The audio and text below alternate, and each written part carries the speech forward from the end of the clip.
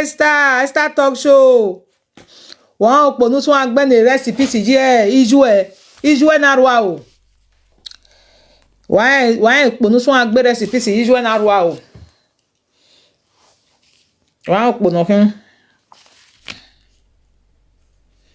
You go tell me. Your body go tell you. Your body go tell you.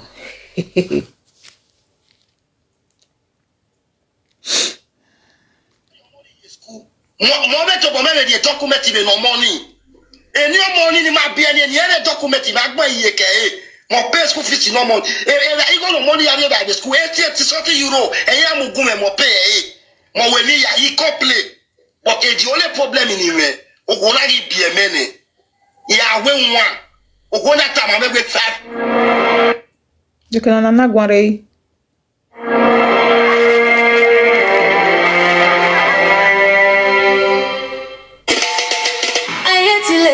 Are you ready for effortless?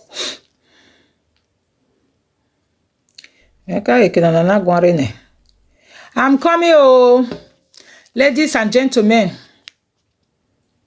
Let me get myself prepared because this one I knocked down. Final shooter. This is the last shooter. Yado shooter, the last one. The last goal. Penalty.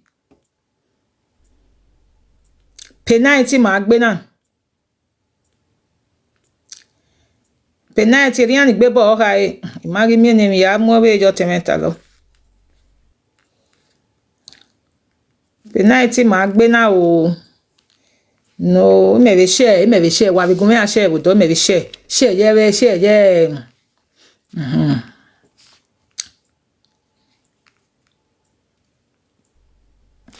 Okay, right now, right away. Let the trouble begins. Where are they?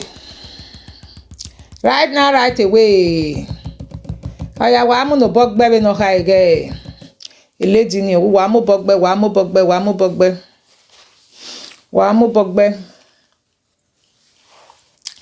Right now, right away. Esther. Mama, Esther smelly uhe. Emi record iwe. Utuwe we no yala webo. Wa be Esther ko. O we si emu ya. Abi tu si emu oko. O we si emu e.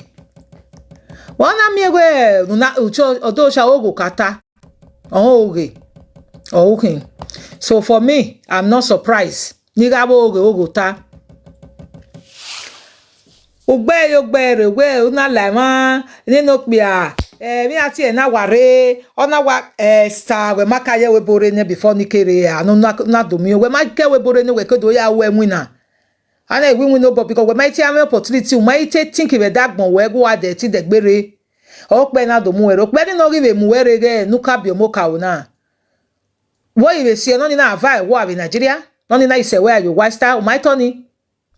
Abi we ex-husband we ma say where aje Nigeria.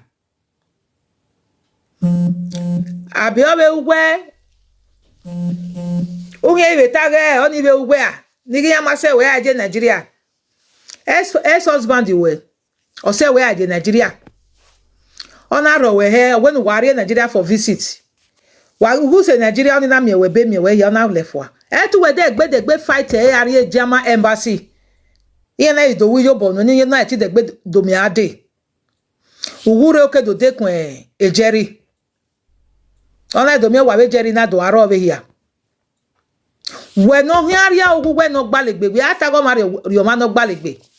Emi nu we taga we na nu we soji na we maka wo ma ya Esther. Emi nu we soji na ni go ma we maka wo ma e. Esther ka wo ma e ni ha. We nu we ne do aso he owo home ti ore mi ame. O home e ti ore mi ame. Owo wo pa no wa he na no bo pa na no wa he na e ti e wa kun mi veri o. Eri agele we mo no kun mita. Esther we me we kun mi. no we are na hi on we na hi on so to so kun ni Esther we ma we mi we kun mi ni o ma re gbe mara we Esther no ara hi on o hi on we so to so kun o hi on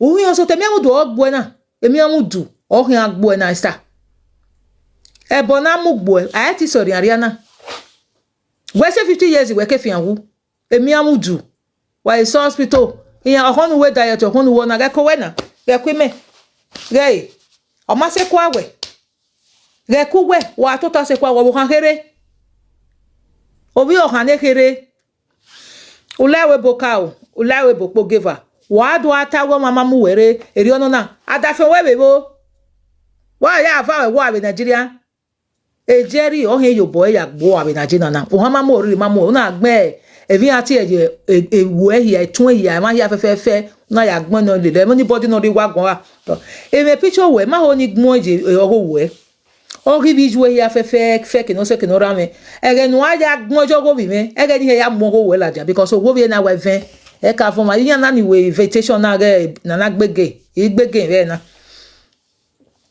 you understand so ere nu ya mo picture of me na gbon jo go bi me wa gbon jo go me na be gbon jo go ugbon eje gun mege de ne mi ati ne HIV ogwe yi ona la he okay ono na jibo okay ya mo no ro ni re we mi ati ori we phone na ai o ya ma mu ere na mu ju we phone oni me he do gbejo mega ize lo gugwe no de ni o ma vie egbe ya ga anyo gweze o ma vie uwe ri me he ato na meju no we be ya aka can you imagine u local gbo kana we me wata me wa hit the nail in the head una ya report account ne una ya report una be ata ina report wa we mona gboto ge me ma we ge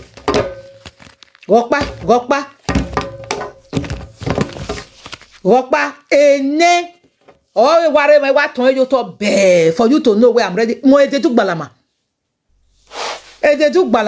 ugbon tia for a reason wa we mona gbo to wa we gede pe wa ino ke san la chai we surprise we hi opo na wa ne ku e ba gbon ai kama we lawa na wulawa na wo hero hin amuna una wulawa una we ba bo hin alawo egbe una wo no ma kan we kan hin o hin aru lelele una we o ge tu agbin agbegbo a o mata gu gbin na ne David no ya ka tono wo be process no na ka tono wo la lowo ofin aye umaka go nu gbinaji wa so lo biere gungun wegbe wa so re gungun wegbe wa so re gungun ma temi nu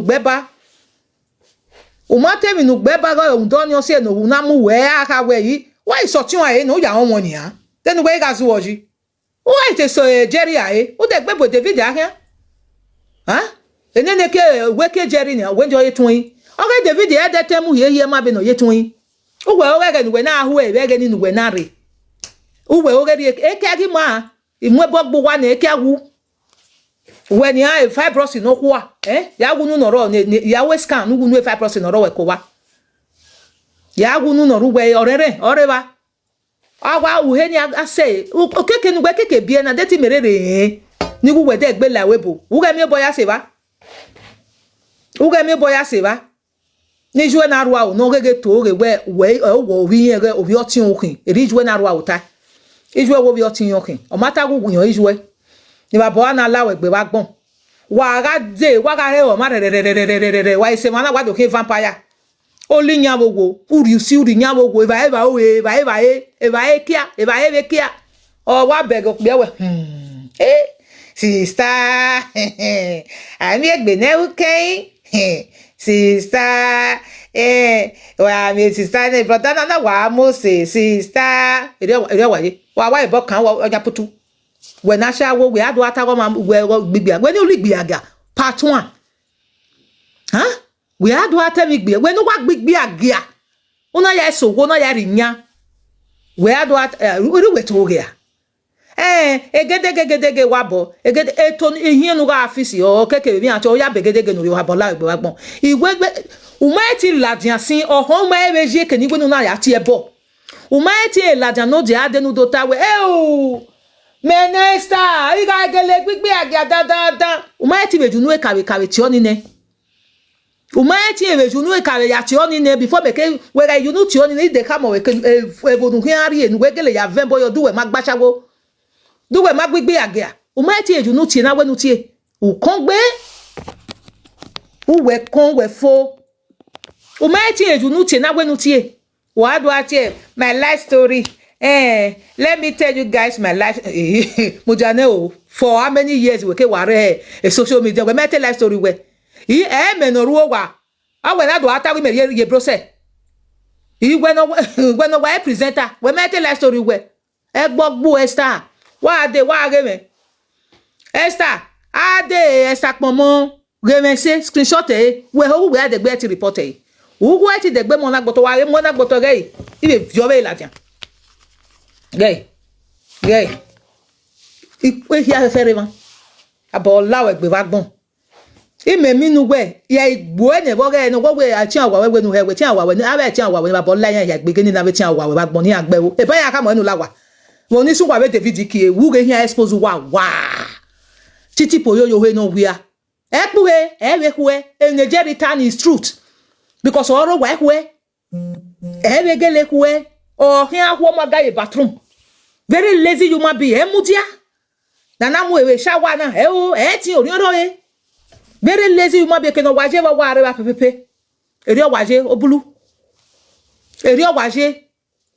Ekwe ye, a force, we be abiona question, when ekwe wina.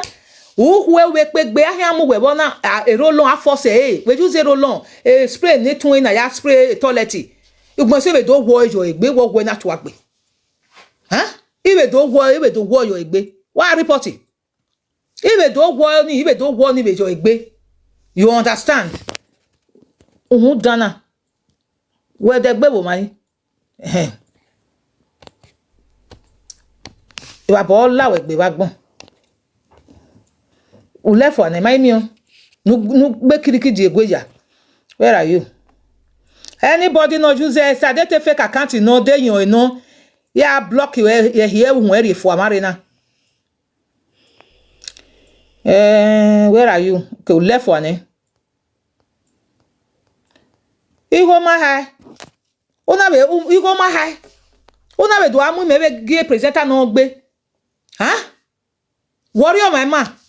Wo we gbon ma ni wa bola we gbe wa gbon warrior my man wo we gbon ma Esther warrior my man wo we gbe me my pa ni we wo te ye be kun ma nu ya te be amu me be je ke no ma support ya te be mu me be jo we go te mu me no gba le gbe na ye be zin gbe ya iwe imani pa ni we ni wa bola we gbe wa gbon o ma se mi aye ku we ke David o ma ta be ni wa be David ya egbe he o mata go carry we bone o mata ga owawe no de gbe keke mu were no mu were po geva ni go ni ya va we for Nigeria we mate story we kakakaka we made the story we made the story we na wa tota o ati ki ane tun ya gbe iya o kongbe queen lare obo ke kokori abi bi ati ewe ni ma ina awon niwe ina we degbe iladukun Esther degbe iladukun ga Esther no do ya wo vasabini agbo ekun imate oni gbo ina wo vasabini agbo ekun ni degbe isan ladukun isan ladukun no ajinja na ba wo ma gbe you are done the best wife me no ka ku we ba if David is too good if you no ka ju we ya pa ba ni re me ma You understand? So why are you going back? Then una do ya san la Esther. Ima when we do we David wa do we David. David amoko no na obobo ya gbo e wa. Ya mi gwe me him mudana. Ya ho David o boy gbo a o ekuni. Since we egu we ban. Ni wa bola we gbe wa gbon. Ina ka mo na we gegi ladukun. Egi ladukun o Esther wa agun wa san ladukun piun. Eribi akabe twin sister again stay away from there. Stay away from there. Uma akabe wetin I do na not do anything I dey defend my ex. Oma go defend over Yoruba no ka marry no we Holland ekuni. Is David your first husband that you married? Is the video, this is the second one, the third one we be married now self. Me teka. Poro. Queen, a third husband ujena, why you boy ya for? You married before, then not married David. Then not the baby to marry away na again. Third husband ujena queen, would you forget? Are you forgetting? Third husband, the queen ujena, the queen, the adulterous woman. Yes, so. The third husband we jena ojura argue ya ko we argue me we ka we gene gbu wene at least me ye be advance nena o gbu wene we ye young amami atiti amami boy we gbu we amami atiti amami boy wo wa so me nu we gbedu asala dukun no ado explanation ne no pe anu we here do die explain eni no e David ogwa don't you give ma kon oni we mi re David we ma kon ave ya me gun akan ya gun do ma gi mi ame we ya we surgery yo ame ne David to boy do ya gun me re hin re ka tanya we David hin re because David na mo face e la dia social media David na mo face ore la dia social media we na re manana man no hin aje short man no hin wa gege because of a story ore okuono ono se na te we wa la wa if they see me my pikin will come enter shop he go take something he go say me not take he go say we me go ya de ni ne a first time we David kaya go na are you married to David we maybe we dey marriage ni akwa wa mu we agbagbo we mu la ba yare o kayo wo body ekuni e marriage we ma break in we ke bi o we that bi omo mo ne kere ni the little one because desire was little that on that bi omo money. But if I marriage, a marriage away marriage in the church, or he said, "I recession." Sorry, only a marriage. The very day of marriage, or maybe say 1 year. Okay, manike, we say 1 year, say 2 years. I can break up. Oh, who were that very day from a church before the recession? Oh, why not break up, Queenie? The marriage in my marriage in Weje. It matter only go. You give the other one, no me HIV, Esther. Una give una encourage uma hamesta we ogwona no gwana anesa na be azin gbo we o wa go my kwe yen o my kwe unu we big okay can only that is different. You are still the same. You never change. You are still the same. Esther, I know you too well. Omo no gbere 1 year wo wa me. Omo no gbere 1 year wo wa me. Do you think I will not recognize you again? Do you think so? O ri hia yen we. Una ya le hia. Una yale mi ahia gwagwe o wa mu twin sister ge o wa mo ni wala duhun mi a wa ge twin sister ge wala duhun ya ze ko makọ e wo mwena mwetwere abiyan na mwetwere eruga ata Esther iwa o wa voice mo wa child o wa voice mo go ka sunwe ida ge na wa be go kana ko o ma be ze dia be kian be dokun ke e ma ta be no. The problem is, me ma emi omo no be ka be kun ke negi mo bo mo wo de gbe so akia e gbo wa set da be surgery ni ari wo na e o we ri na Esther ina wash away na wo kama e problem is me ma ege the same me babo no la David egbe no be la we gbe you see e just alo ya we you see the way you guys expose yourself so easily obere you know why I expose egbe why okpe no ka be amu we popo oti o ne kere ogi the way you wa. Can you imagine be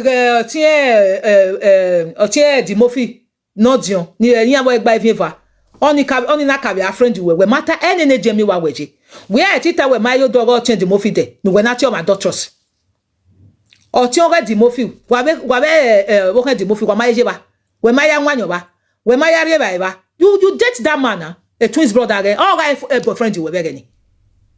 Oh, guy a boyfriend you were only at ya marrow way because we not tell him we said only at ya marrow way only na do hogi ya rape we be kogbe ya mu we jaga be kogbe to gbe primary school. Oh no say no man marry we no mamu we aje we bo we ma ya tell story we ado atogi me Esther o kon gbe de turere wine o re nu we be tani e me de gbe do gbu we bae one o ma tebe nu ja emehe una egbebe mo oge ba me wi me ga te bo ne mo me ne te bo ne mo me ma be like na we mi atie we wa mo picture we me la dona gbe enu wa gbe lele una gbe yogo me ye imogo we ri gbe yo o ma na gbe yogo me gbe yogo ave man we wa gbe yi ni alo se me ave bi yan ti e party ni jo yan we me we take picture ave man ni kin wa baba how are you fine yan amaka me wa e mogo te me la dona be gbe yo ibi yan no we me gbe na ni ya we to go bi me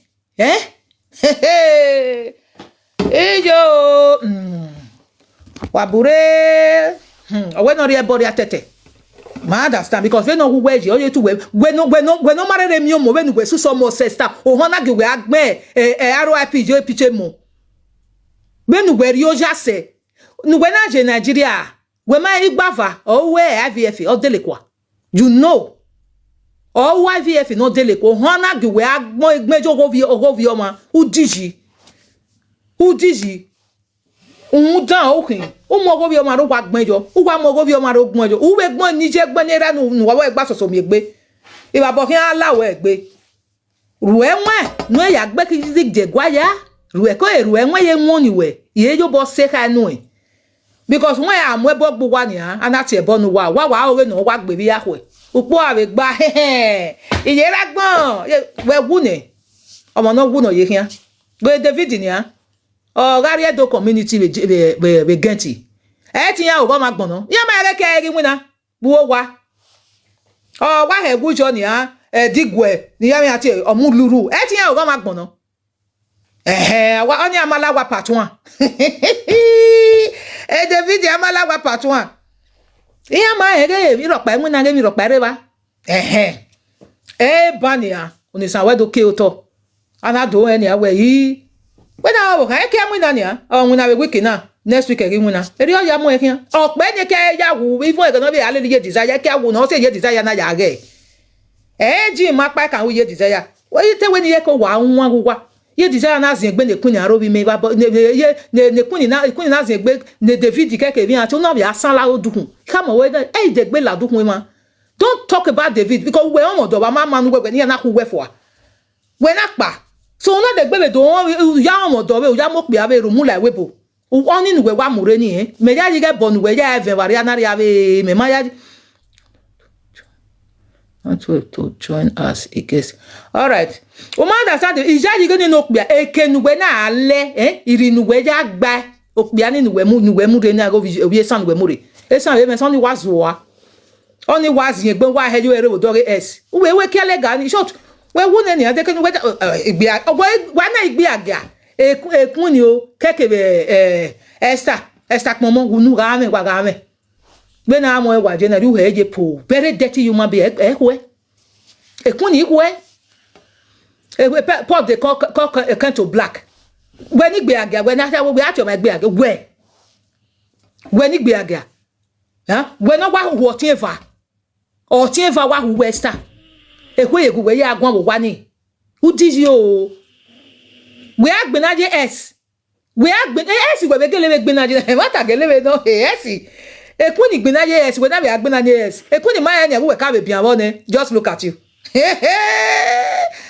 ekun ni ma we ka be kalowo akalowo emu do pien doggy style ekun ni ma we ka be balowo ni e o tu we wa gbena ni e tu like ina layo we ni we ori me ba ege ni we ri me ba we me ere gbogbe David ni we ri me ba the past we me ere gbogbe David ni babola wa gbe ba gbon o me ere gbogbe eni nene kun ejeri na pakon o ma mu egogogo ejeri me platform re ejeri we owe odeja be awu before kon ike adelefo before ya izo gio be oke gbon o ma be ya we na kakabo gon mi yo ni nenegi lahin igo iro ni no defo ike wa wukuru fun o wa defo wa ze ge wa ye energy drink e wa swallow akon wa defo wa ze ge gware wa ye energy drink ya swallow o te ya we dan se kamujo o ma mi go ya awo ni jenu we ke ba ni be pa ni me plug e earpiece na ge ma o ni disturb e ma ni ro wa o se ma na o ni juice earpiece on ara ibe dojo be ye no ke yo ko so po pelu o ma mu oriri ma mu we wa gbin gbina ro o pe ta mi me ni gbina ji ekun ni come carry her come meet me for house eru ya gbe so mama Queen, he can't carry you come meet you for house. Na get kwa. Iwe ha me twin sister wa ge eze yo. We ma Queen, umata ge eba weke ganya David. Iwa bola we gbe wagbon. Ejima we kaya swen. We ke we kia wo bobi owo David avie no. E pastor kokoro bo. Ah to pe oni ga pastor kokoro Nigeria. Uri oho, uma we. Do vembo yo, do ma we pastor kokoro. We ma we akuni. Ebi ati ege David na gbe ma oho. Emi no se ne David na gwi bobo kan afi we yo ha because e kiare mu na. E kiare mu na. O si enu na gwi. O ha mi ego fi we yo ha ni o gwi e ka bo gwi yo. Because e kiare mu na.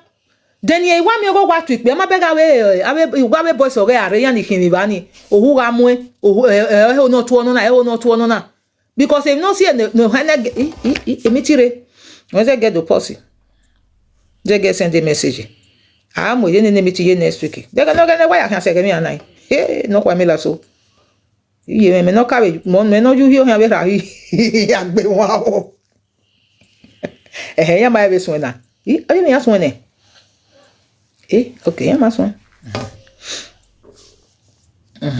Wa so wa ti me. Me mo ka so. Me ko wa. As I was saying. You understand me? Ina ga gba loko na. Ina don't let your face show. You all right? Are you all right? Okay. You understand? So ina ga China o wi ina ga gwa loko na ye na ga gwa loko na to ko nu gwa lo we ma eme to na we na gwa loko na uma e uze ge uma e nu ka ya mola je no he ya fe so ko na upa uma e nu he ya we he ona wa tie bo no we o wa tie bo o ko ai we no re proof ro ma me proof re the next thing wa do agbere aro happy we ma go ni sun we ya fefe ya retetero no we o to Uma tebe nu ya la we bokao. Uma tebe nu ya la we bokpo giver. Uma tebe na wa we be ya husband we be ya fi we for Nigeria Esther do tie. Ugbiki. Do tie na wa we ya fi we for Nigeria we do vebo your dead o tie di mo fi na twins brother get do ma we friend we. We do vebo your dia mamu we ya ga ye ko gbe primary school. Iye ko gbe primary school dia mamu we ya ga ba no se no wo ko di mo fi man o tie di mo fi no se no tie di mo fi managi mu we lai we bo ona we mare we because o gbogbe wa ya je wa awe ba no ka we mu ya ga ni disgrace no when I went to we mo so gwa lo mo no re we bo we agwa we settle for less because we won't do we pepper then where is me ati enia we say Germany etede again when na je ahonu we ya apiku ye we ma jo wo ni no we not your adulterous in adulterous igbo ebagbon when at adulterous we won ba zebebo o ma the reason o ma me no me o we bo here fefefe o ma na on ya gazo ne ya gwale me no me awazo la dia pakara ana ya wana gwa tu amere kwin ana wa ya we mi ba ni we are Oliver Gio tun ni ge David abi we are abi Charlie Brown ya ge we ma be ge David ge do egbogbe o we pass glory yen me pass am be glory Oji wa no right fontaine. David tamame a fabric of pan David in akamuna. Can anybody tell me fabric of pan David in awina? Ini go no ga mi remote. O ma wina denia. O wina. A David rated third wife. Fourth one Jenania because o no ya score the Kenan no ya o we ko ni for ba. Then when he desire kuni the adulterous woman where a third husband with Regina. So then we hear daughter be me. Are you better than me? Then we hear daughter the cousin no hear dollar we be. We daughter me. We are a friend a married man. A queen we have a friend a married man A queen friend a married man Esther we friend a married man Ojuri argue Jaiko. What kind of story is this? We no ka friend a married man work by no mo we ka a friend na be we men at a married man now the manager both do tie no make an idea the meaning of the married man o be no ri mo ko ne we ka be abian bo so only a married man so we ka be do any so what are you talking about? Are you so special? mu we ono se wa pa wo jerire emi omo no hia ide gbe mu wa ge small pikin oye putu we mo no ko we yo no na be zunjunu a gay bagay nye na hina ge kuni unu na wa nya yo to awu nu na e kuni a Esther na hina unu nu na we eru he wa je po ekwe kuni kwe emi obe kuni keke be Esther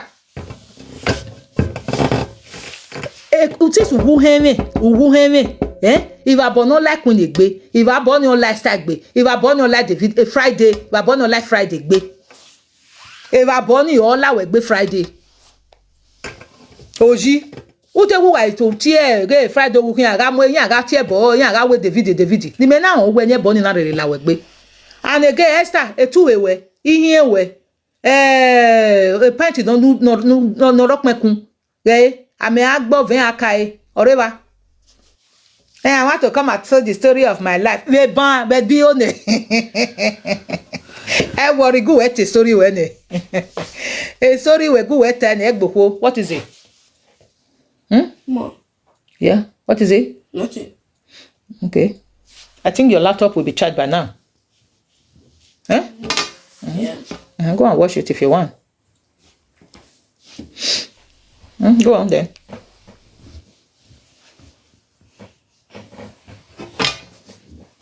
Bye. Bye, I love you. Should I close this door? No, leave it. It's fine. Check if Mario is outside or inside.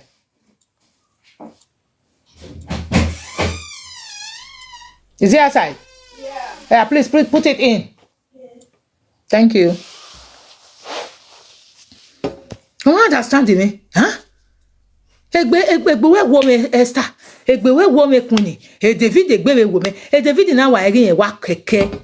David wa erin wa keke ke erin wuna.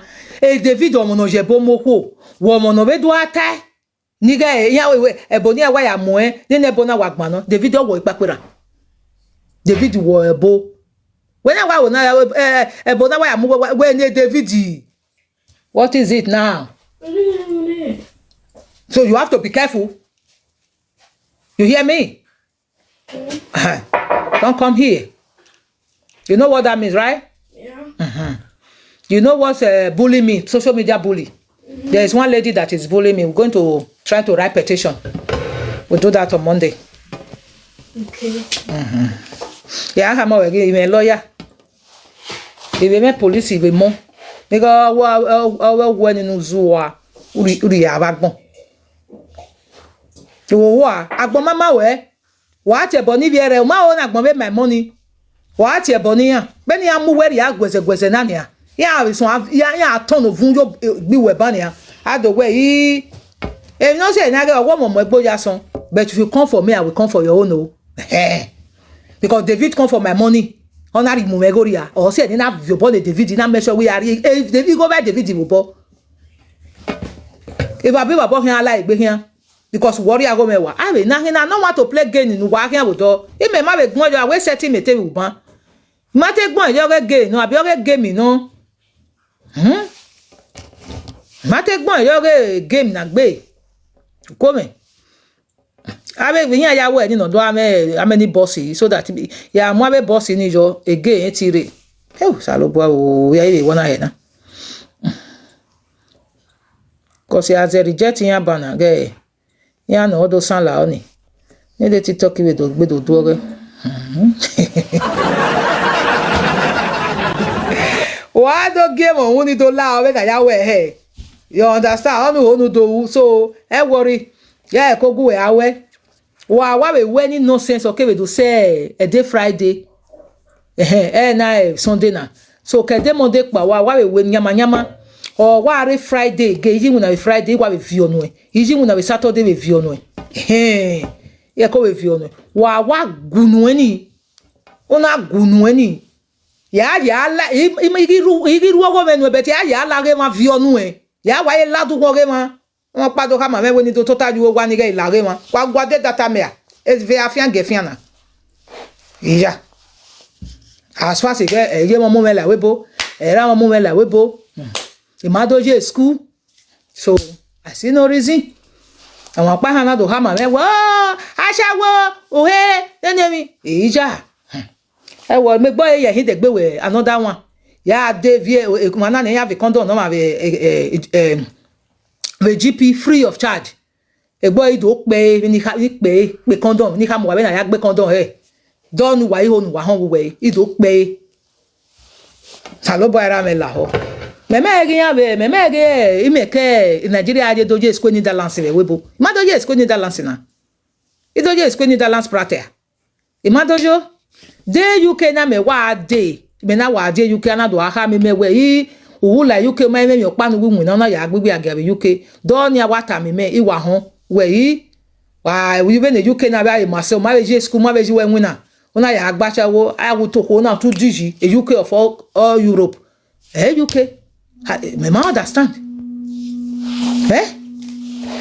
When ole look no mo ko. Me bana sekun na ge.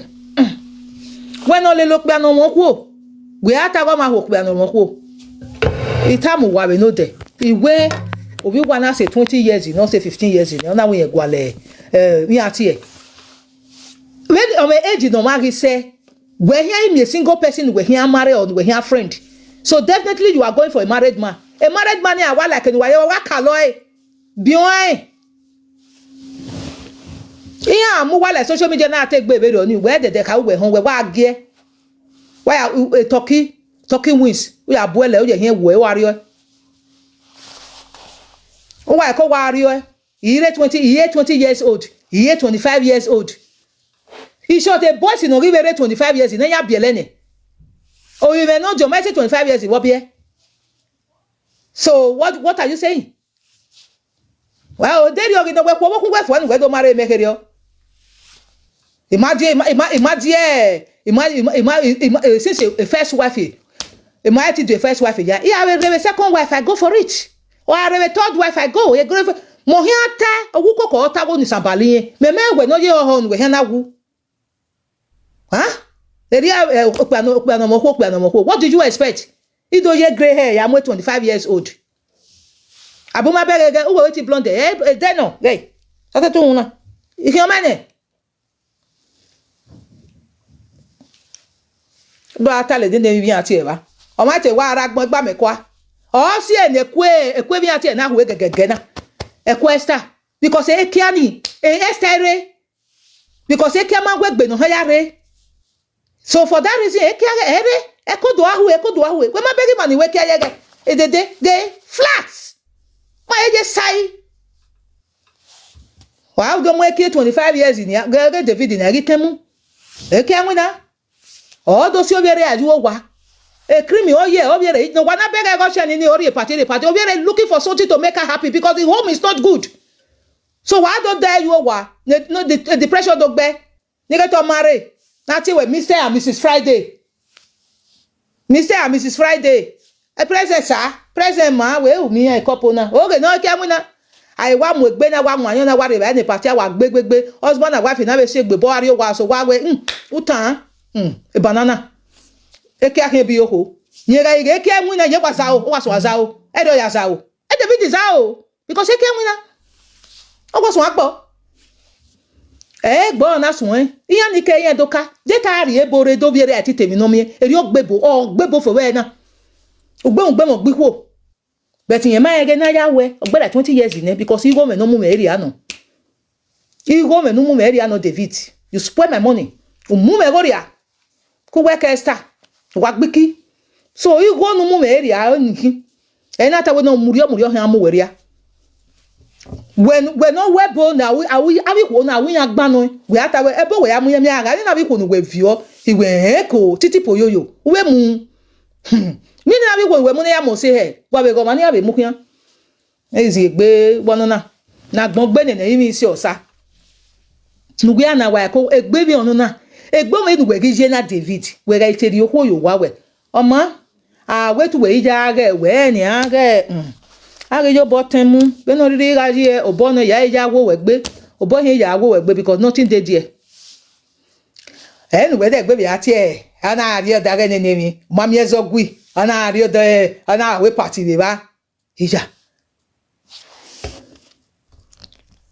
because na we last year na te wa concentrate na wa back to back so it say wa we have na ya type we na ya one na we na ya we te on any but this time around imagine we na ya we because my mind is not there anymore so Esther so do tie de David makala lowo because on we gbe na Friday bar on everything me on we gbe Friday bar we dey by Friday bar to we dey by Friday we dey mi ati and igbovo no olowo we because ori oko no mo say ori wono na but David no be ro no maka mu wa ge mi ame ni egbe ni ge kiyen wina ni ge awe mi ame ni egbe ni ge tori awo fine woman na yo wa kekan no ya ze gbadaze ni ge ne mesi sabo ko ni ya no wu ni ge hi afefe owe bon ne kere ga imo magboto abi ebo no kwa mo magboto ne kere if you bonya oye no ebo ne kere no kwa mo magboto ne kere if you bonya so oye no wo ge David na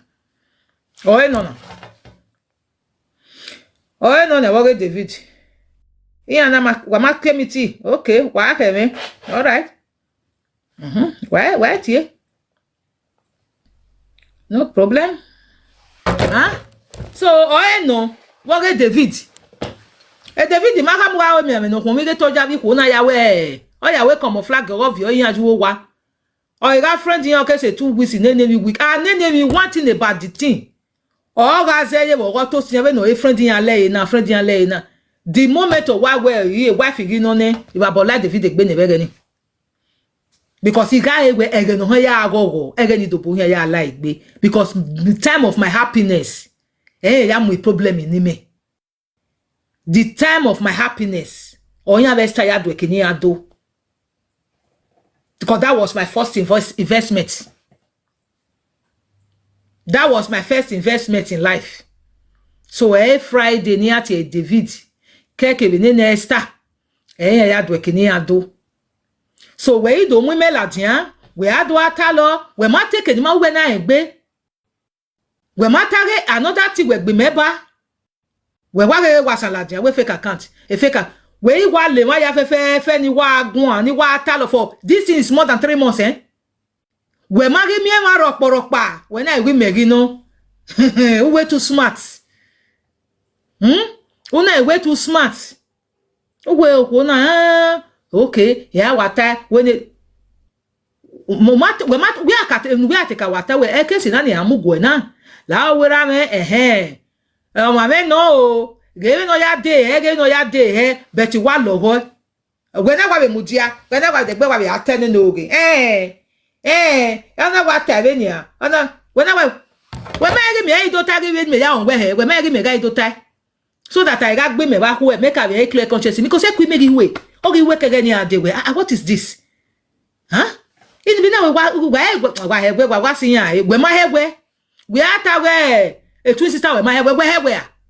because wo ga engineer oni oni agwala we wasala tukun we wa ti o wa no na wa toge ni ona wo hia mere ku onyo po wata ake hia mere ku o ke do toge o ke do tenene emi no ri u kege ni adebo we no ede ikwo bi kwo wa hin owe wa hin o re onu na ka wa we ona brother o ona mere ebo we ge ni wo we ge brother ye desire ke kun ni wo we ge onu na ni wo we ge we magiri otun wa no ta we what is wrong what say your wife yan wa ge there's something going on why me gbe wa na zuwa wa ma no tell me no popotun wa blame the wives why ya blame our bo yan yen ke kun ni no ro no ma na ru eni o he gian me because o ma gbe no ya stop igbe aga so o te wa se get do bi no de gbe yan we am ekun na de gbe yari de no we no jemi de gbe no jemi no ro yan gba ni ri etin jo egba we lose book we no we sujin bodo o he gari ekun ni o de gbe jo ekun ni e ba gbe agade because he go ni o motivated David because ekun ni jipo gbasawo o jipo gbigbe aga o be tebe aho ne bogebe ni ebo no re obi evo o tebe ho ne bogebe ya nwina e David tebe a pushe bogebe ni o tebe ya nwina odo siezo no kwa ekun ni ago ni no waro ni pofas yan ti e jemi pofas ke yan na nwina bodo pofas o na mi ekun ni mu nyo mwe kuni ke Holland ari po face o ni awo wugbe David like e yan vi bo keken o ka we mo yo we mo han pa we jaga be bejon o David we mo ma pa we jaga be bejon o mo jaga be kan na wi na re David we ado ta go nu a bi babo lawe gbe we do confess nu keke we pa gbe David who do confess all the nemesis of cancer put you now all the evil that you did years back. Where do I tell what's over? I blame my own way. Then I beg Bua say, my man, the banana because they're the banner Bua. A run a mago, we run a mago, we run a mago. Yeah, I don't know what we mean. Then I hear Coco. A run a mago go no fear for. A run a mago go no fear for. A run a mago go no fear. Why if you lay aqua, don't hear here do a problem. Here do you work bath? I will those I had it. Oh, man, no, what save we na they be tally here in a little bit of it. Oh, a third wife we na. Oh, say it, we. Oh, yeah, there you no ya. What the damn thing of Poma? You all wow, can wear so look we say, oh, you make a problem, make a day. Eh, wait to awful. Because no. Eh, wait to awful. Our war. A Friday. Eh, for? Just one way here so that you will not be blaming wrong person. Where do you think where? No, because even where you know, or what maybe na so bomb I see. We can't one on years back. So on your log when you're supposed to know. A kuni, a onake Holland ade, a passport of Wekuni. Onake Holland Viper. Obi Yoruba kuni we kamare o. Third husband kuni jena. A kuni nake Holland Viper, na vary Germany. Pofas. Pour face yan ni refu Germany ni na che pour face mais Germany de ya la webo ya jo we next month so yan la me kun ari pour face e kun na ari pour face e David na soin o vi keke no fini na che moto fiun e bo we do di moto agbon fiun o ga je Germany o ga jo o ya mo Morocco re bodo o ya mo no fofo re bodo ave emane abijo ni sanviore abi manijo ni sanviore when na te abijo ni san agbonu yota David o di moto lai yan gun agwale ke yan na iwe yan o atato wo eni o gba ke di ikozinji ke na agwale 10 euro gwale 5 euro e David yen ya fefe o wa tape brother de ke ni te gwale ke ni o mi na obi e o ta ko so yen here o wo la pepe lele here yan o na ya so mu ekun ni o na mu papa bodo o na ga mu papa bodo be Jamie bodo. So now we do keke na wo wa pada we do ake igo ni agwa lowo o bere na wo gi do na we ona wa do we igo first as egedege no boy no heju ere ige ku no ya boy ne ku ni we gbin na ji na wo ke because my children because my do wa no debe we bo ma o wa no bo be Nigeria e ku ni wa gbigbe aga gbe e ku ni ya bo wa ni Nigeria e ku ni no re we bo yen soji ko no re we bo aye wa pege na tarisi pega be mi atie ni he na kari oto ni na eje na ni we do ni e wa kwa we Germany no ya be wa ni no boni e kun ni soji wa no ne David ya si oga my house I don't want anybody to come my house I don't want anybody to come to my house e ma odu gbe ri le ikian we me ri na ni are Nigeria ime wa we party wo kwa ime wa ya wa re wo wa gba be 15 iwe na mo jijere wa mo tijere wa ya dele were wa gagbele na so we barbecue we buy e party sun ne me we no mo ro pa la wa me imi ule ya you understand iwe na ba kate ni wi me na ri wa me why eti me kwe na ba kate yon wi me se na be me be gwe se be ni me be kwa se ona na Nigeria na te result we webu me hina do ale hia we no wa me obo ha we hia we a party wa mo eji na hana we party we change your mind well o ma be do mo holi ni ne no ya wa do atago ya fi we the other we marriage ona we party we bo we me we kwe mu we benu we gbe central se benu we dwigi ko hia mu se we ma ti be hotel we do ni c'est disgrace we ma ti be hotel we do ni David e kwe mu we me small guesters o wa ni ye desire bo o we ti my house wo boy na ne kun ni no ma we mana igbo se tere ho ni agu we gun ekun ni but when you warn you when we edegbe ilagesta I warned you and again ya teme we boge na of a fool but any time I see you again Imaete ni ke when you anu e my short ye gwe so wo bun but ya de gbe mi o evo Esther talk show u de gbe we Friday no wa ye David because my children what type of telephone ku gbe Esther ina mi o u de gbe la re o e kun talk show me I'm giving you instructions straight away from here because he can give you na hama we but you never listen. Ina mi ogu de gbe la he have your own all the old secret queen he do nuji because of the time mayakaku I leave 70% 30% in watana 100% amen it take 30% in one year so 70% in no call koko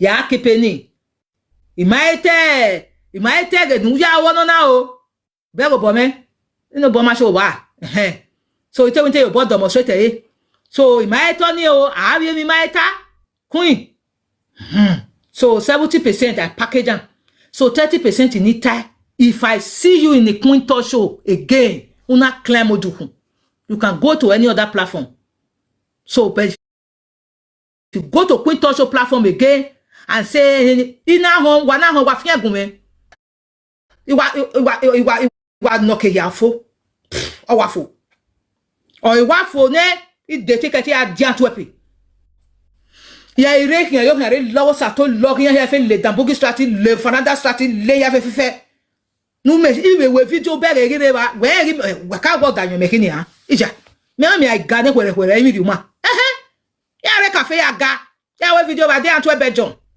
ko se ba don asunu dan ye ke ba ni pe ari seafood yare seafood wo wa odo ba tebe wo do obi o tebe wo do yare seafood wo do iga yare seafood de wo do we no ade no do wu yan agbe mi abo lawe gbe ba gbon iya de gbe mi o queen listen good you dey hear Bini you dey hear English if I see say you enter queen touch Esther talk show again platform Esther talk show platform again come they talk about them David come they say you want defend you want explain you want no who send you message I don't know whether Esther now your family member I don't know or na Friday David family member I don't know and whether you still did the marriage again you go talk am if your children get problem make them go talk to their family no you go talk to your papa make you talk to your papa family because your children they don't grow one don't reach 18 years I see no reason why be saying that you will come the climb if you see am a queen I dey warn you now you know me now no be say you don't know you know say my head not correct I no well like that you understand no say I no well oh may I see and say you enter again you just dey talk one word you your own now you go commit adultery nobody they no beat you now you waka comot everybody talk am social media dey that time oh no be say social media no dey we not talk we not drag you we not follow you why this one come be another thing for you say why you go dey drag it concern you no concern you soldier go soldier come you not supposed to come dey drag you not supposed to if I hear any nyama again you come point to Esther talk show as they say hey come talk your own you know say na you my na say if I hear am again the other 70% that time you know concern me oh scatter because say I first know you first did the same meeting before all those our ladies club of Belgium na make me say I zip up a bit that time everything go open you know say as I give Esther bullet since yesterday now don't they drink water now you can't they talk about wetin dey happen for Nigeria wetin supposed to dey talk since when I dey tell am say leave this matter I no leave wetin supposed to dey talk since so he send me to somebody make that one beat me blow and blue so I come out again you no expect her now so queen I'm giving you straight warning now make I see you again you know say you sabi cry you know say you first do this one before this one when you go come that time now you that be say that change they will come change you oh no concern me oh don't talk my own if you go report say I bully you you know say I never bring your picture come out because I know say now the same passport we get you understand I know the law I know the rule and regulation So now I make me never put your picture for there now. So that time, I'll come put your picture. Bam. Then, if you carry me go court, I'll come tell you, ask me, and you say no. So, now so it be. Now make me the wait now. Make me put my pikin picture. Say, ROIP, papa, or ROIP, mama, or hey, they wait. Now that time, go tell no say law. I don't know.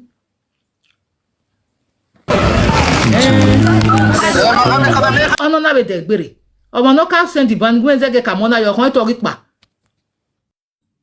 I hope not be ball I think say na boss abi na boss all this again igwa gbededegbe again. Na Nigeria you dey be like say your network e no balance well. We balance. Okay, balance. All right. I say I need How are woman. you? Yeah. Now Esther, oh, you go this morning now when you say you need woman now. I see you for Huh? Esther this morning. I Now, see you for you know say you now you be Papa J. Now you still be this one. I see you. I see you when you go. Look my name. I know your not be name that they talk with your voice. Now you be Papa J. Now you still be this. I know you now. I never enter. Nala. Ask. You never enter. Check na Maria account na enter so. Okay, I know they do matchmaking for here, sha, but only woman when you free now, when you go fit go, Queen Day, Esther Day, they call her Esther Talk Show. No, not you. You there okay? Yes, I very well. I'm not sure. Check my account. If not lie, it lie. Say you not there okay. I know I did okay. No, I'm not sure say you there okay. You just see me as I mature rich like this. As I mature rich like this. I look single for your face now. I dey talk something serious. I dey talk something serious now. You understand? I know say na Esther send you come because now you be Papa J. I see you for Esther this thing that time. So as I was saying, you understand? So thank God you not see cost me, sha. Because all those people may they come Esther or may they go the cost for that side. You understand? So then Queen. Oh, we are not the fear women you want Queen, I don't want to see you again for Esther Talk Show. So you want to go there now, you want to explain. Now you want to no, not go there again, no Queen, no. Not go there again, just suffer. Enter your house, make the other 70% not only come out. No, say me, I did inside Potopoto, I be like VDM. Person when you dey inside Potopoto, you don't already dey grand. When you want to carry me go again? So somebody dey pass grand. You don't already put me for grand. So now you get what do they call them? Dignity. Now you get your package because you never old. You see the sex, they look for husband. Me, I know they look for. So that made this new one where you carry. So this one go, you know, say you tie and well. You tie and well. This one are melu. Now this one be when you carry come. So pack well. Yeah, I also tell you. No say like Esther now. That one no say that apart from this Jerry, he dey pay Jerry for house every day, but they say respect. Okay, daddy. Okay, Rima. Okay, this. He get one period when Jerry be say he want live at that time. When be say he can't dey try make he born jump pikin when pikin no come. Before they can't carry. Now that time he can't tell no say he don't come. Now he can't go Nigeria. That time as he go Nigeria, me say I follow and go Nigeria. I go Nigeria. I say wow, that too self. Now by mistake. So it not go happen again. Now this after that one, Jerry, I be doing that and say Jerry go dey beat am. That one will separate because of say no children journal. That be plan. You go see. Before that one come your mumu finish now, where to go? You go just say, make I just did at least one pikin is enough self. After all, no problem. The people they will never born. Now is that one I take console am. 2 times I do IVF. All of them follow for Nigeria. It's pay every money. All of them don't come out because he try for Jamie, try, no work. They can't say, okay, get one special people for Nigeria. They don't say they do it for Nigeria. Now you take go all of them to drink come out. So may you yourself, may you be careful. You carry Macron now. You when you go Nigeria, go marry Macron, Queen. You go marry Macron from Nigeria. You never read the time when what they born for her. If you say David, not see there your eye. Queen, I know what talk the 70% oh. And so I just give you that one. I know what talk the 70%. May I tell you what I talk? I say you don't feel the show where you are, you don't feel the knack. You don't feel the knack since. I talk am. I thought say Kokori, Pastor Kokoro, he knack you and not true. So David, he carry not the winner again. Ebola not the work. Now make you the chukuchuku. Again, you go work for Germany. Now David for carry you. We for Pofas. And then if I go the work, I talk am. So me I tell you now, say so that you cut am.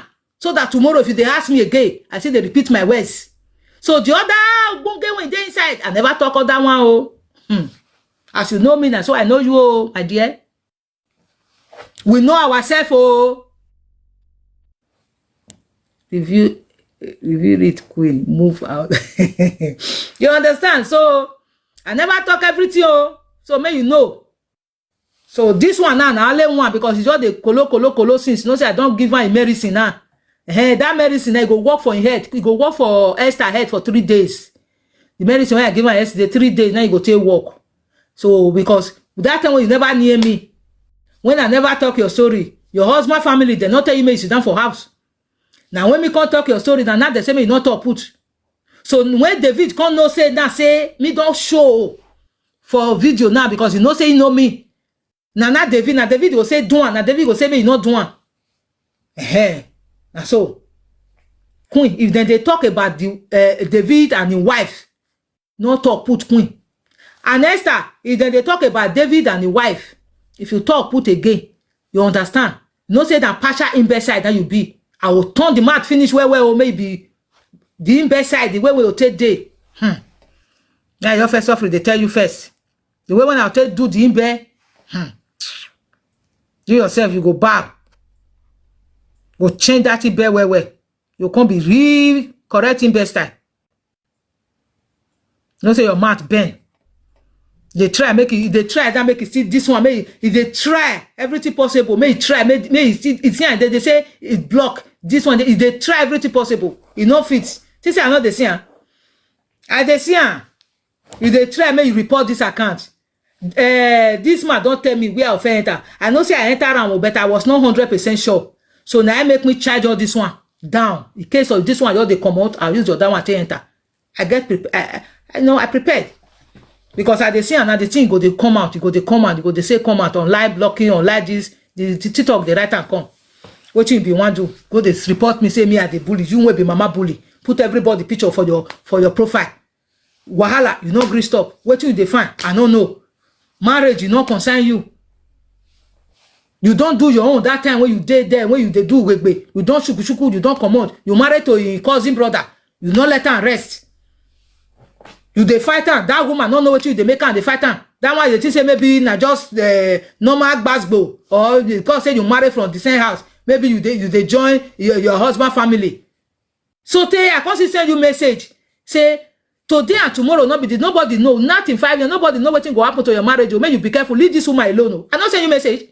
I say leave this woman alone. Oh. Still you not still leave her. I don't want una run for guiding. I dey want una for backyard though. Abi, I don't want you. I want you. Like Queen, I want her. Twin sister, I want you. I want all of you. Now not here. Now I come out. Now what here? Now I come out. So now so it be. As I see the one now, not talk, not stop. Another one they come. Oh, if you not like, wanna take me rob poto. I don't care. Now 12 hours that they do for you. 12 hours job. So. If I drive, once I reach work, I deal with my all those my resident and all that. I know they hear whether they bully. If I come back, person will do 12 hours. If he come back from work, he don't sleep. So I know they hear all those bully. Either they see her for YouTube, they see her for TikTok, they see her for anywhere. Then I don't go enter TikTok. I will come enter do video for my Facebook. Then I'll put my music. You know, see my music like the lad yesterday. I'll put my music. I will lie down. My family will say, my sister, I'll tell me now, yani zuwa wo dokerio. Yani zuwa wo dokerio. So, area was it? You understand? If we yani ome So, area was it? Hey, we you me on my door, any gireni. Wa mi okbeno wa me oni noko. Ma wanu wa kwa wife wa o. Wa settle for second one. Am I wa marriage? no wo ni no we nya no do agani a competition ri man we ani say even matter me ando pack bo we aje wa we ro we me ro ri me e ro no na so no wo ni no ro wa na ge no do anye se respect do aro e no do atu we ma no ko ni ragbon we ma ni pa ni ro ipe akere se ikobun we ma ikobun se so e ra bi ju we don hit do no gu ne we we no te do mare ime ni we na ta ri me le la da fun we wa bo lawo egbe wa gbon o e ni etelele ilele wa ri oko e o ilele ye etelele o wi we da ibere wa ri o were ni a ni mare e nu ne kwa agwo e wo gwe o ma mo ri me wa ne kwa so me wa aka mu wa du wa hia wa aka we de ni wa hia disgrace me my dear nothing dead there ipe abo me nothing dead there na we dey run am gbocha for a reason ya egege nu wata kaka boda megbe wa de kavasi aiva ka wa gbo pa wo we ava yare ma o ta iware wa gbe no ka iwiye e dey agbe fi motor ri wina wa te driving license wo no ma no driving license ne ya yo wa la motor e motor nu na de finance nu ma pay u ma do wa be mortgage una adi motor we finance we nu go concessa e finance car fi e finance motor ba evo iye mu mortgage ya do wa e sana mu motor we finance u ma te motor cash we give me omo no do wa cash una arobie bati e Monica wa arobie Monica o wa ge ni ge we mortgage omo na we mu mortgage wo wa na dere we bu keke emi ati e abegi we ni ahin aje no retenant ina wo ma be wona wa kon e o ma pa na be la na we not be so it's not true I never buy sha be like say na na wazuwa elede ni we wa eni ori like elede ni we wa eni Esther o wa mu wa gbon re abere o nu na de be won nu ma na the difference. Who is this? Leave me alone. I don't want to play game. I don't want to play game. Why you go play game? I don't want to play game. I let them we why any Esther. Oh, one wagmo warrior. Nu we mana the difference between owana de a mortgage. You go no aka pay ni lawyer, notaris money. No aka pay. You go ni evaluation. You man how do evaluate You go no aka a petit any miles way mortgage in where am we bank. Where can we am go we mortgage we bank? Where can we am go who now me I make 10% who can we am before bank came we go no. 10% in your pay when you go maybe you can do 200,000 pounds. We 10% rebo. We are 10% in we are to wa. Maybe uzuwa he. Umeme na ya do wa he. We are 10% in we are to wa. Banya we pay 3 months rent. You understand? 3 months rent, 1 month entrance. A boy near here atamawe. Then and again, we here do we 200,000, we pay 10%. When you go to 200,000, 10% in a row. And when you here do evaluate, who here pay near? And who here pay audio, everything, insurance, we here do ujo. House insurance, mortgage insurance, average insurance, who about lawegbe. Well, one of the is in your corner, not ata where ya do one enemy, or even a rent. What are you hoy? When the Friday near, when you get over your dog, I don't say, oh, one or here. In short, if I be here, let the video be. Hell, I don't know what in day. If I be about here, I like be here. Well, me, don't want it there to have here. Oh, here. I back here, what we have, Dobby. Oh, here. Because a bear and the money because we done. We done, one what? And I was what me buy any again. I have a mere bevenia. I never knew. I don't want to what. One I knew. What now? At least, why you know? Why we have women now to talk back? When it take boo no then ye boo away and hey. Can't work by anybody no realize do I like here. I will go on have a tick one, you have a gear, you take a serious evenia. Wawake you go to total when I will one on who adore no dogbe. Rate princess. Or Tiesta no. Tiesta no, you got be what record the party ni? Esther. Omanario bo here or do am no gwezore. Omanario bo here e ati orin are e mi no mi o mu e dai. Wo no ka asig gbe so gene. Come on, only gbèsè no. And again, on that table, now abashawo, Esther shawo we no. Shawo Esther ka gbigbe agane. No do achawo me mani wa doju yin ya gbashawo na. Abi wa when Esther ben boy do maka do gbashawo.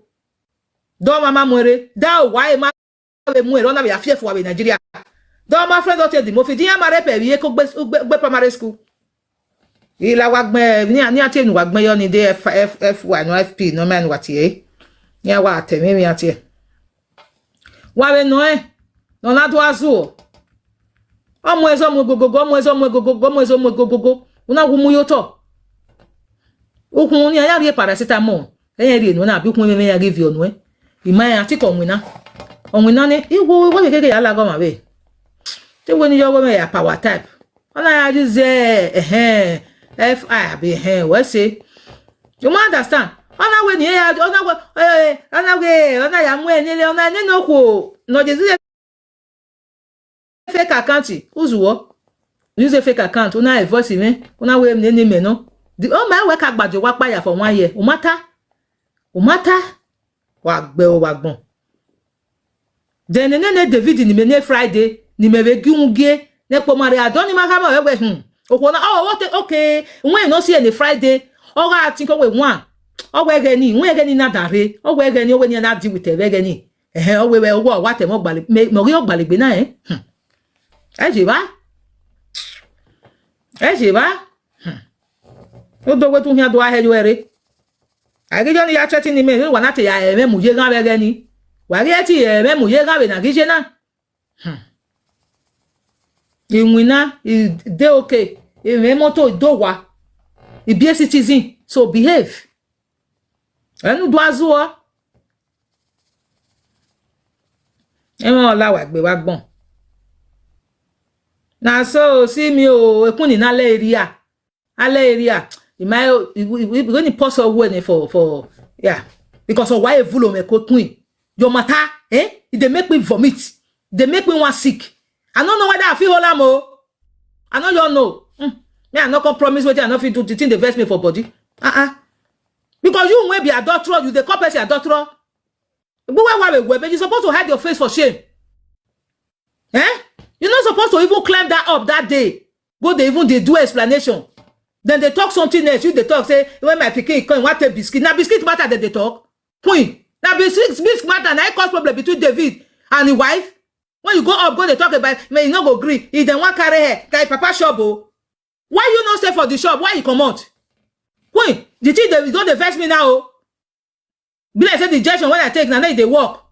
I'm not sure say I feel all that behave. Because the thing they vex me. If I just think all those things when I they do that time. I just have a day comment section. Say which kind of man be this one? I say which kind of man be this one? Iya na ni wa send them request bi ati ere na go le geri wa here ni neti talk ya. Egbe wa be go meteme. Ya wa send them ni mere na do gbe ge. Me ti gbege, you me dogun an.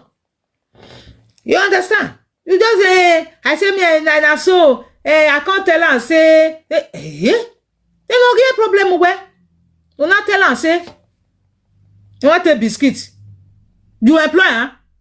You employ make they work for them. When you want to take biscuit, you must tell the papa. I know tell the papa. You know the money when they feed that shop. You know as it be. You know they carry your children, they come they spy for husband house. If you don't feel married, you get children for man. You know if you bang it to the husband house like that, you go call. If you they call now, make arrangement. I not say may not go in house. If not something want go collect. Maybe the yeye husband, which is a Friday, you go sit tell and say, my wife, these children, they said they go come. So maybe you ask and say, which time you want to call? You go feel your tell at the time. You say, okay, maybe that one feel your come up because you know what's your nonsense. If you your come up for shop, for Namona do nonsense. Let me say you just call them, just grab the carry biscuit for mouth. How are you? Fine. I'm waiting for my dad. I be on security. I been at your babysitter. You know the share, you can't see climb up that they can't go the fool yourself. You just say you the talk. For your mind now, you say you just explain. When they come, they have to say, they say you see pull left for bush. What happen? You see, it's not true, sir. It's not true. When you come make you live on, it's not true, sir. But you climb up. You want to defend the video. You know if you defend yourself. Papa go zoa he kuni. Mumu. Your mumu not be here. You climb up, go they explain. You they defend your ass. You know if you defend yourself. Can you imagine? Can you imagine? When the other one they have to say, here say you see pull life for bush. So how that one tell you? It's not true. It's not true. Okay, but you not dead the man heart, and I don't marry another husband. But waiting for show you. You talk him. But only waiting you judge. I take conversation. I wait on, and after that one, I can't send message to you. Say stop this nonsense. I send message to you. I say stop it. I said, what do you think you are doing? You are disgracing yourself. So you want to come painter, and I say, now so he can say, mother asked her, he say, hey, I hear what he talk yesterday. He say, his brother friend me. Mother asked, so you do now that one. Why you not whether they not discover? They're not knock pecus. Why you not talk that one? Why you not ask? Why you don't say, we see make me see what he make me go knuckle? You just want, say his brother friend me. I not friend the brother, oh, no na call and call. I did that, everything I did there, oh. You not there you talk like saying na YouTube by for the. I they follow this case step by step. And after your nonsense, I'll tell you, say stop. You not go stop. I'll tell this idiot, stop. You not go stop. Mumu they smell. See na nya don't open. Fire nya don't open na. Na tell say na just wrong. Go they say, work for Brussels. A friend somebody husband. A friend they tell you say a bad person. A bad person. I'm not bad person now. What do I call Europe can do? Then your mama carry me come. At least I see property for my own. I get property. I get for 5 for Nigeria, 1 for here.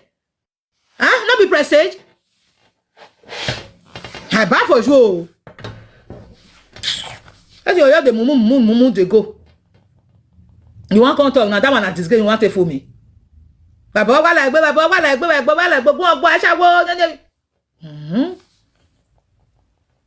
If I what I do, if you they talk and you know they flink me, oh. But what I not do if you can't they talk and the thing will pay me, the thing will come pay me.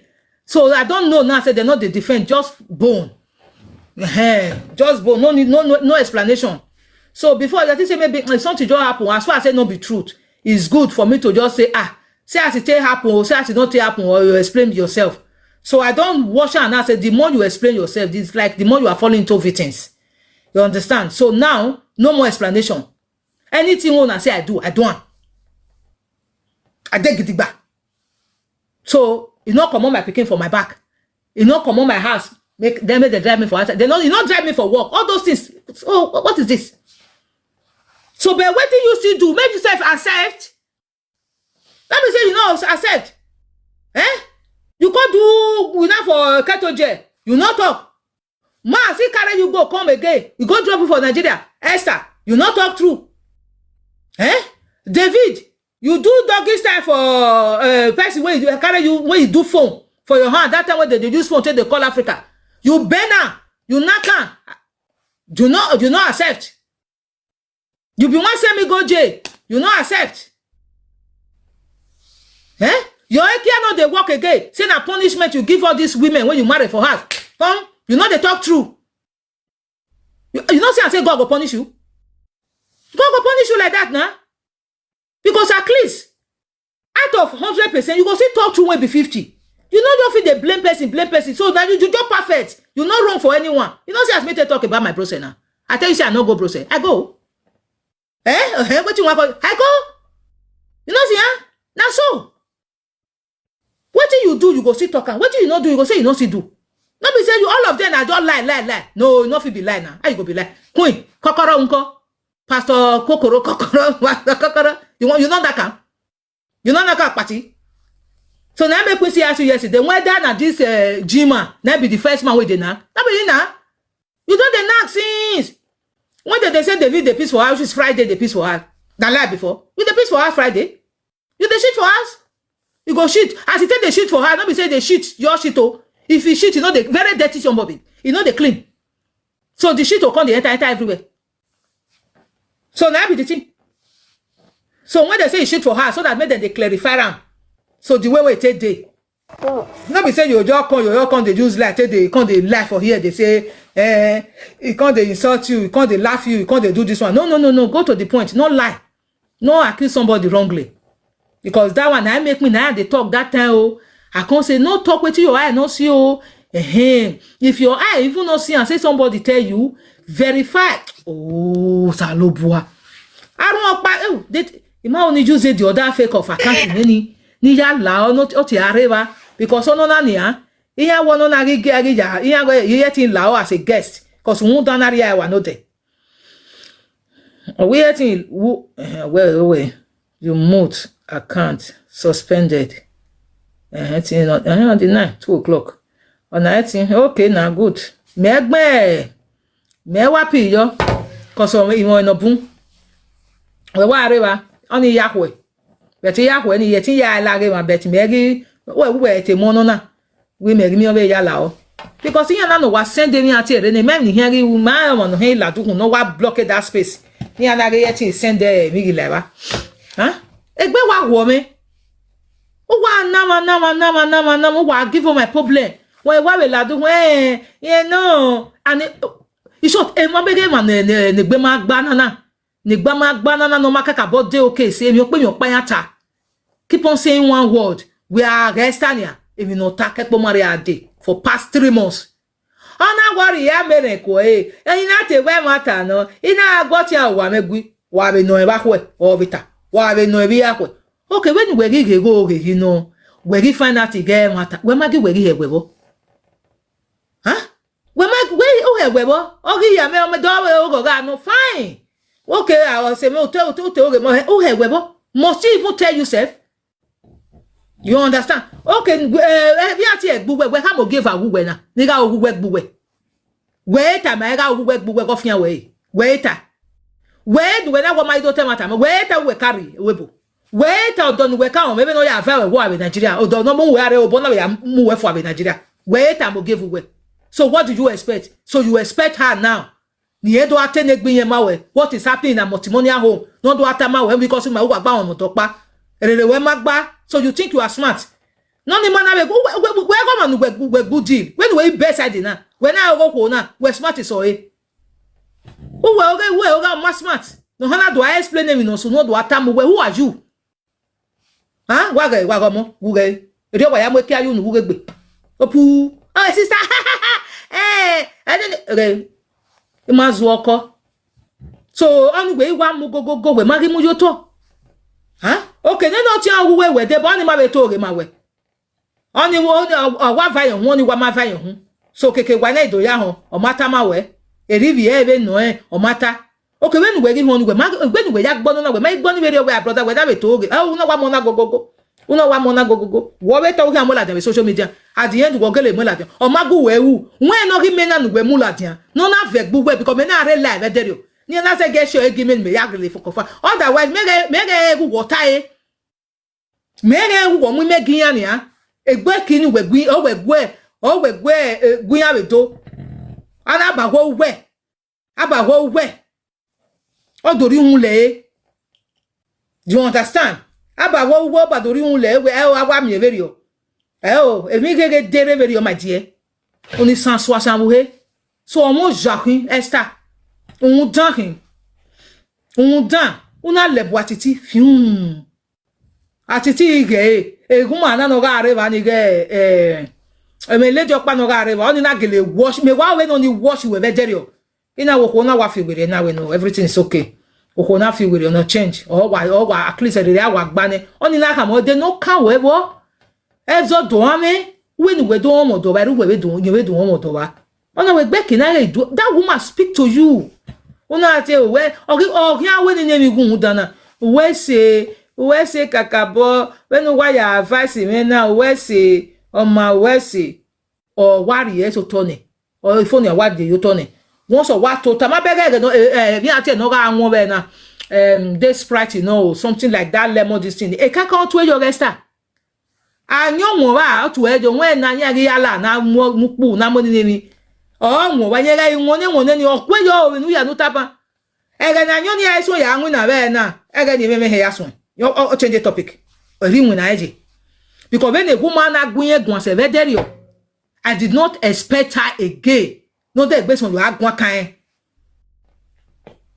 abi ma ebe no ki my father gbe atere he because in one when we he we ko ina idogun abedere a ri tani first of all na ka wo agbo se we ugbe mi here fe no watalo we to wa record e ruka ya sun we to wa record e fe ona viere ona do to no na ave mi here na u be last year una do tale ya fe uwu tale ni here ne ama ima oni de gun o ima de no ri kaiwo a secret wa wo egba wo we no ya call we he we no ya wono na we don dogu we yin ya utale here ne wo ikewo emi ro pa ma ike we ri tale ni here ne republic wa okwo ni na be latukun omo nu we ti start e mo mi we na wa gbebo na wa gbeyan ese oni ma ti enu were gbe di me not e me were gbe okwo na oni na wa gbebo nya republic o ma ti enu were gbe o so na ya gun hu na mu me na seriously o wo kana wa ti e bo na wa be that's what they say friend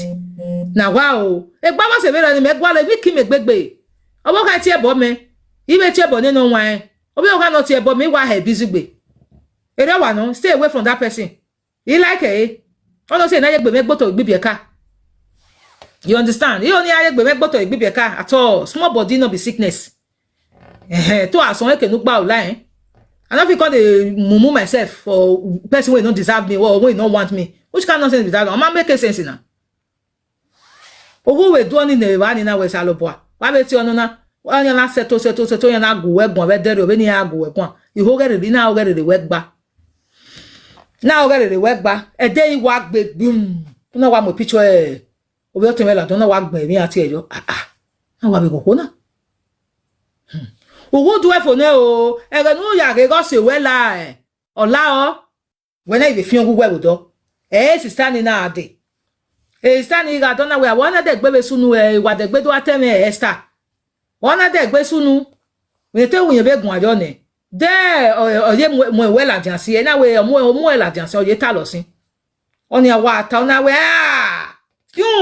rest in peace boom ona ya gbon e picture me o be gbe rest in peace yo na ni ma ye fo una ye gbe fun awa ye oji awa ati ebo no we na wa ati ebo no vie prove ro mami prove ri ere ni wa bola egbe wa gbon we atebe process ma we gbajo we mata we jo we mata we jo egbe oho we gbe oho ra ni mo bi e